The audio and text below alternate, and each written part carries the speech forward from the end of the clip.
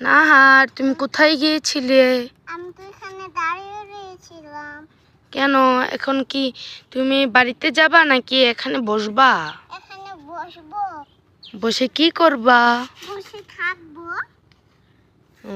তোমার কি এই ক্ষেতগুলো ভালো লাগে? হ্যাঁ। ও, তোমারকে যদি সাপ কামড় দেয় তাহলে তুমি এখন কি করবা? আমি তো দূরে বাসায় চলে যাব। কিন্তু তুমি তো বাসায় যেতে যেতে তোমাকে সাপ কামড়ে দিবে। কিভাবে? কিভাবে? কারণ তোমার থেকে সাপ বেশি দ্রুত চলে। আমি তো এমনি আকাশে উড়ে উড়ে যাব। সাপ কি পারবে উঠতে?